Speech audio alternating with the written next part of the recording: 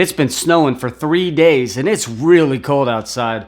It's got me to thinking that there couldn't be a better day than this to make a nice hearty bowl of beef stew. And then that led to my realization that people have been asking for my recipe of beef stew for years, but I couldn't give it to them because I've never written it down. It's always been in my head. But I fixed that and I'm going to share it with you. Let's get started, shall we? So it all starts with your meat.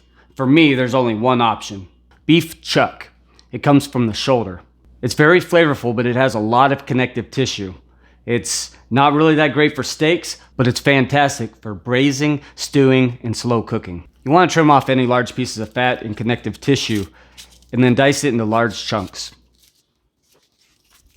You're going to be dicing it a little bit bigger than what you would expect to be eating, because remember, it's going to shrink quite a bit while it's cooking. Season your meat thoroughly with salt and pepper. Add enough oil to coat the bottom of the pan, get it hot, and then sear your meat on all sides. Now don't just throw your meat in all at once, you want to spread it out a little bit. As the meat cooks, there's going to be a lot of liquid coming out of it, and that liquid has to evaporate in order to get a good sear on the meat. If the pan is overcrowded with meat, the liquid isn't going to have anywhere to escape to. It's going to steam the meat instead of searing it. No sear means no crust, less flavor, and a boring, dull stew. So take your time, leave plenty of space in between each piece.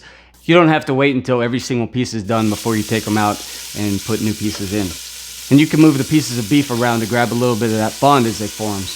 And when I cook, I'm always adjusting the temperature up and down just as I need it. Once all the meat is beautifully browned and removed from the pan, turn your heat down and throw in your onions and celery. You're going to want to sweat these so all the liquid comes out and loosens up some of that bond. Once your onions are beginning to turn translucent, you're going to add your garlic and cook for about 30 seconds until some of those astringent flavors are gone and it's a lot more aromatic.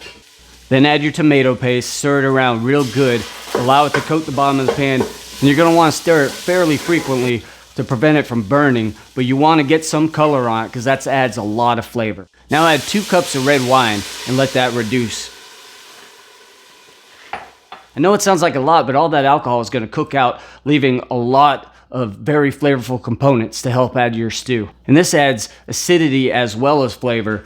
So if you decide not to go with red wine, make sure you're using some kind of acid in its place, such as vinegar or more lemon juice. Now once your red wine is reduced a little bit, add 8 cups of unsalted beef stock or beef broth. If you don't have unseasoned beef broth, you can use low sodium or even beef bouillon, but just be aware of the salt content and don't put too much in now because you're going to want to be able to adjust the flavors later. Now add 2.5 tablespoons of honey, 2 bay leaves, half a tablespoon of dry thyme, and half a teaspoon of red pepper flakes.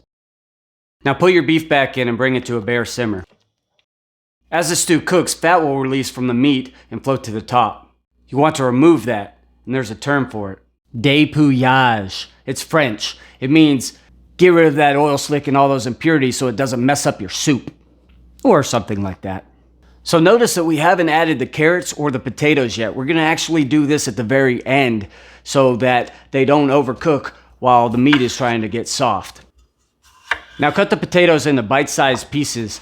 Any kind of potato would work, but I would recommend a waxy potato such as Red Skin, Yukon Gold, or New Potato. And a little trick that I like to do is take the carrots and the potatoes and put them into a bowl and toss them with 2 teaspoons of salt and the juice of half a lemon. So what's going to happen is the salt's going to pull out moisture from the potatoes and carrots, which in a sense kind of dehydrates them. So when you add it to the stew, it's going to pull in more moisture from the stew, which is going to have more of that beef stew flavor right off the bat.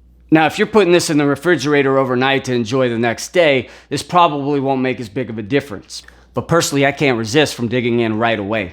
So now you have some time to kill. It's going to take about 1.5 to 2 hours to cook until that meat is nice and tender, depending on the size of your meat, of course. So kick back, pour some of that wine that you just opened, and enjoy. So now's a good time to make the roux. So take 1.5 ounces of butter and melt it down and add 1.5 ounces by weight of flour. If you're dairy-free, oil is a good substitution for this. If you're gluten-free, there's a few options you can do here. You can settle for a thinner stew, which many people prefer anyway, or you could take some extra vegetables, cook them to a mush, puree them, and then add them in at the end. Cook your roux low and slow, stirring constantly until it looks and smells a lot like peanut butter. Do not walk away at this point because you do not want to burn it and have to start over.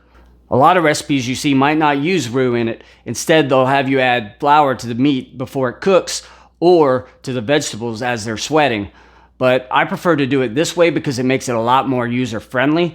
You don't have to worry about it sticking, burning, or over-reducing, or having to stir as much during the braising process. And adding it before the potatoes and carrots still gives it enough time to cook out all that flour taste before the stew is finished. Now when the meat starts to separate, when you gently pull on it, you can add the roux. But first I like to add a little liquid from the stew into the roux and then add that back in. It ensures you don't get any clumps.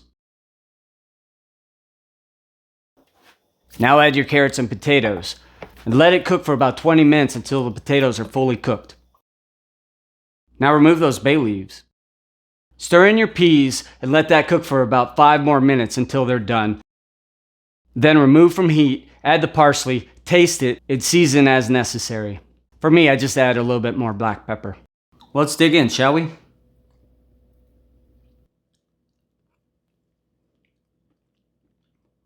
The meat is perfectly cooked.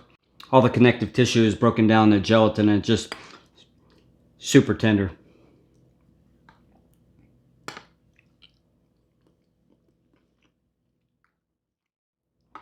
One thing I really hate about a bad stew is when the vegetables are completely overcooked, the carrots are mush, potatoes are falling apart. This isn't the case with this recipe. And I really love the silky smooth texture of the gravy. It has a dark, rich flavor with a lot of complexity. This is a hearty stick-to-your-ribs dish that'll really warm you up. Hope you enjoy. If you try this recipe, leave a message in the comments. I'd love to see how it turned out for you.